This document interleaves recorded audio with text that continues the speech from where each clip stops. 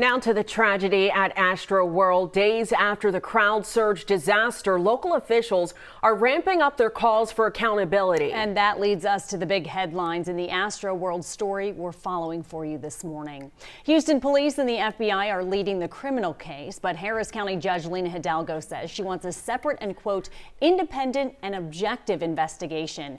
Meanwhile, the number of lawsuits filed is now close to 50, with new filings coming in daily. And this weekend, there's a joint memorial plan for those at Memorial High School and Heights High School. Students from both schools were among the 8 victims who died on Friday. Over the next hour, we'll have reports from Ugochi Iloka in the Med Center and David Gonzalez at NRG Park. But we start with Michelle Choi with the story of a young man who tried to prevent the tragedy from happening. Michelle, good morning to you. Kimberly, over the past few days, we've heard so many heartbreaking stories. Well, this morning, you're about to hear another powerful and emotional interview. Our Melissa Correa sat down with 18-year-old Ayden Cruz, a student here at Heights High School. He shared his story from Friday night and his painful loss of a good friend.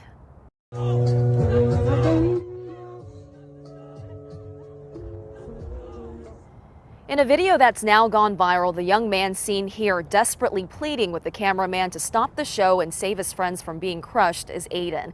He and a group of friends, including 16-year-old Brianna Rodriguez, went to the festival together. Ayden says as Travis Scott took the stage, the crowd around him surged, sending him, his girlfriend, and Brianna to the ground. Unable to get up, move, or breathe, he says he thought he was going to die.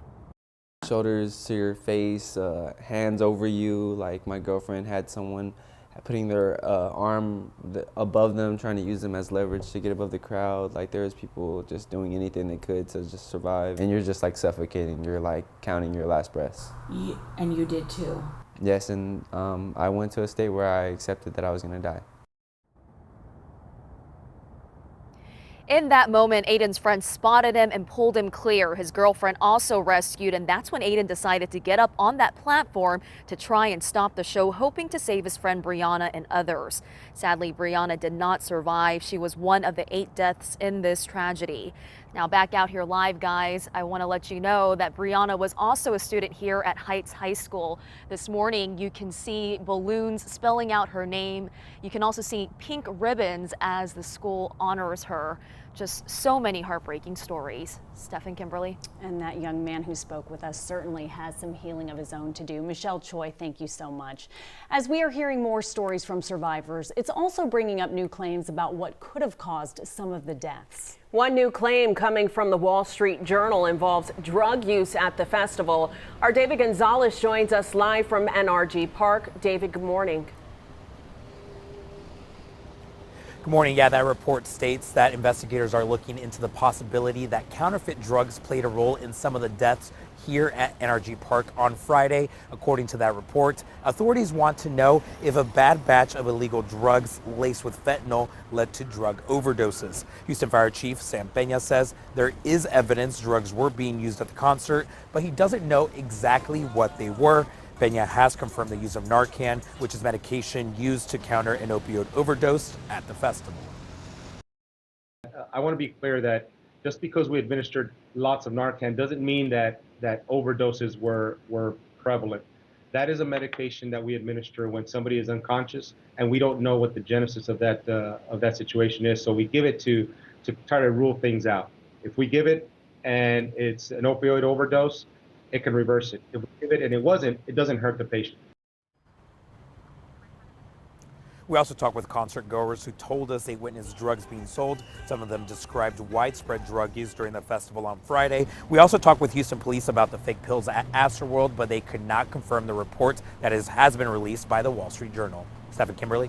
Hopefully we'll get some more information in the coming days. David Gonzalez live at NRG Park. Thank you. As we learn more about what happened, investigators are expected to look at how a crowd surge was even possible. Brandy Smith explains why some experts say the people who were in the crowd aren't really responsible.